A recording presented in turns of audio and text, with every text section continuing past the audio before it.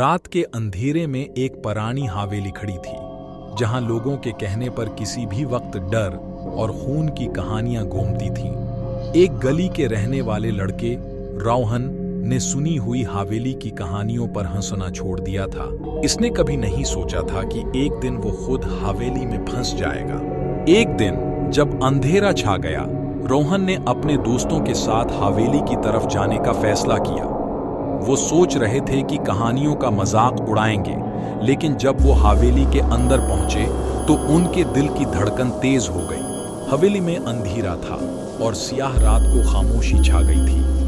रोहन और उसके दोस्तों ने एक कमरा खोला, जहां पर एक पुरानी खौफनाक तस्वीर लटक रही थी। तस्वीर में एक खून से लथपथ इंसान दिख रहा था। तब हमने सुनी एक अजीब सी आहट, जैसे किसी भटकती रूह की। दोस्तों की नजर अचानक तस्वीर पर गई, जहां वो देखे कि खून से लथपथ इंसान अब जिंदा हो गया था और वो उनके सामने खड़ा था।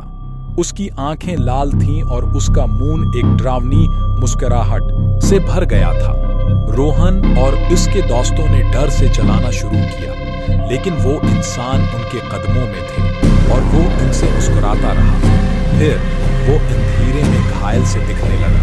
खून की नदियां इसके जिस्म से बह रही थी।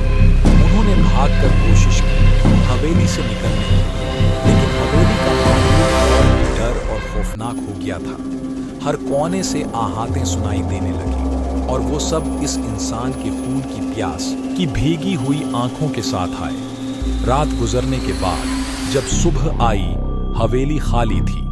रोहन और उसके दोस्तों ने अपनी जान बचाई थी, लेकिन उनके दिल में वो डर और खून का मंजर हमेशा के लिए बना रहेगा।